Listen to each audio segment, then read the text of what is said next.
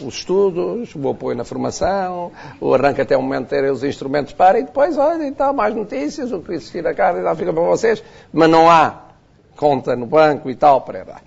Bom, mas dito isto, que é a minha pré-compreensão da vida, eu gostava muito de fazer compras, agora compro menos, e fiz, obviamente, olho para cá, uma das razões por que me ia atrasando, é que de repente descobri que não tinha gasóleo.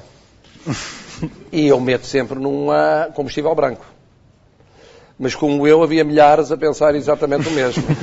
E depois é dramático, se entra numa fila, não dá como sair. Sim. A pessoa pede desculpa, não, eu vou dar a volta, malandro, que é mais óbvio, desculpa, mas quero sair e tal. Não, já não quero. Pronto, eu vou, tive de meter um combustível para. Portanto, não é que as marcas não tenham muito valor, eu não quero aqui contradizer as marcas, e até fiquei muito sensibilizado com a ideia do Ministro da Economia. Da ideia da projeção internacional do pastel de Belém. Não, porque sabe o que é a vantagem da pessoa ver o país a partir de Vancouver, que é ao pé dos esquimós, que é assim uma coisa muito longínqua, e portanto vê o país com outro distanciamento. Diz, temos de internacionalizar. Qual é o produto que me ocorre? O pastel de Belém. Bom, e é bonito, eu achei uma ideia muito, sensibilizou-me, mas eu adoro os pastéis de Belém, portanto identifiquei-me com o Ministro da Economia. Estou a sentir aí uma pontinha de ironia. É impressão minha. Não. É verdade? Atenção, pastel de Belém é bom comido quente. Quer dizer, pastel de Belém em Vancouver, chega lá 15 dias depois, é bom, é muito bom. Sim. Mas não há aquela adesão estomacal que existe num pastel comida quente, não é?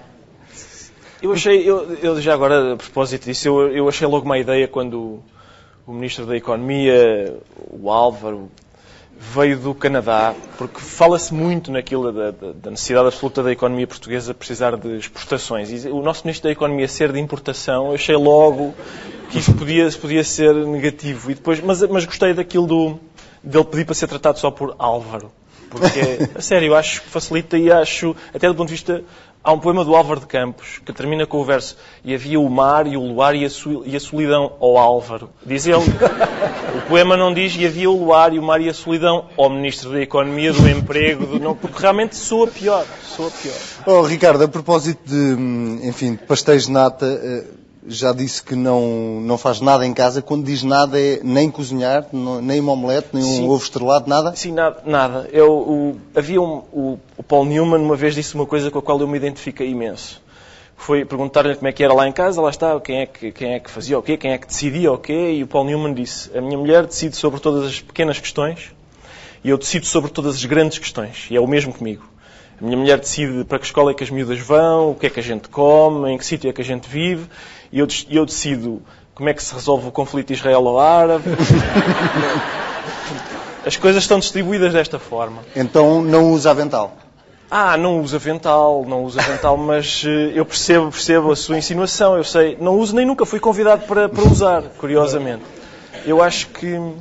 Esse é um caso interessante, o caso da maçonaria, porque, para já, a maçonaria, historicamente, tem aspirações estimáveis, não é? É uma organização que pugna pela fraternidade, a igualdade, a solidariedade, que pretende o aperfeiçoamento pessoal da pessoa. Às vezes é da pessoa humana, mas eu, como não conheço pessoas de outro tipo, digo só a pessoa. O aperfeiçoamento pessoal, não é?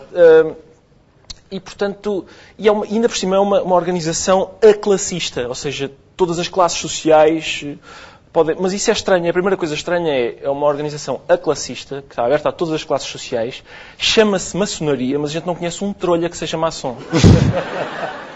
Toda a gente que a gente conhece da maçonaria ou é um grande empresário, ou é um deputado, ou é outro deputado, ou é ainda outro deputado.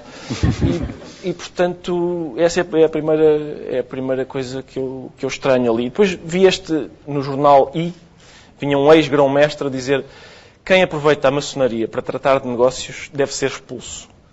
E eu acho isso interessante, mas acho que a frase completa é: quem aproveita a maçonaria para tratar de negócios deve ser expulso. Quem não aproveita deve ser parvo, porque de facto aquilo está tudo...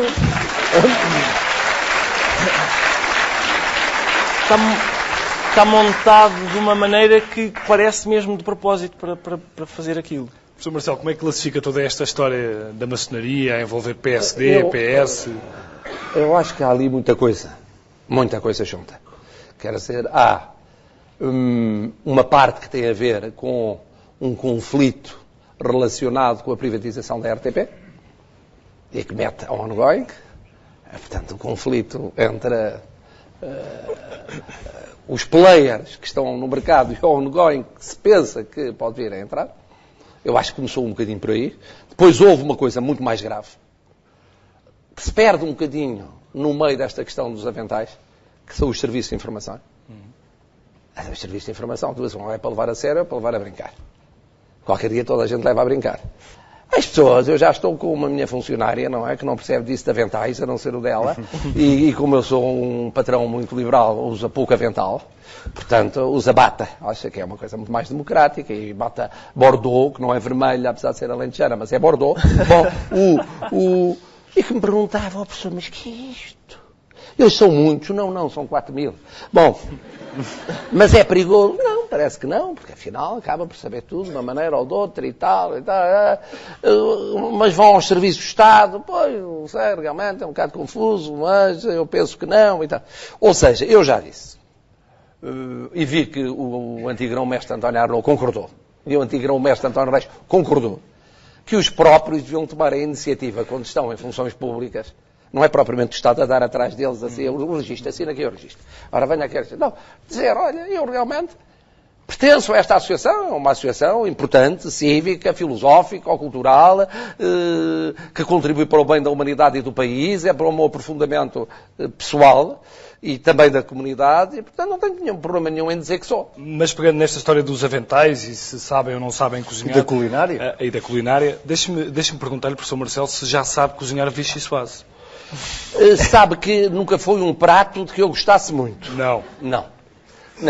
Mas... Só quando é obrigado. Prefiro o caldo verde, prefiro até gaspacho e tal. Mas como sempre com algum prazer. E sobretudo já sei identificar o prato. Mais do que sabia noutros tempos, agora já tenho uma ideia mais precisa do sabor. Ainda é indigesto? Não, isso não. Já na altura não era indigesto. Nunca chegou a ser indigesto. O que aliás permitiu que eu propusesse uma coligação com alguém que poderia, porventura, suscitar problemas quanto à digestão da vichyssoise. Quero relembrar essa história para quem nos está a ouvir, pode não se lembrar dessa história da vichyssoise. O que é que se passou? O que é que se passou? Vamos lá ver, é muito simples. Um jornal de grande circulação que divulga uma emenda de um jantar oficial em Belém com vários pratos, um deles eventualmente a vichyssoise. Aparentemente não era vichyssoise, era uma sopa parecida, mas não vichyssoise. Mas está ultrapassado esse episódio na sua cabeça e isso ficou absolutamente resolvido, ou não? Então, para eu propor... Com o próprio Para eu propor há 12 anos uma coligação ao Dr. Paulo Portas e termos andado a fazer comícios comuns, é porque ele e eu comíamos com prazer qualquer sopa, não apenas a mim.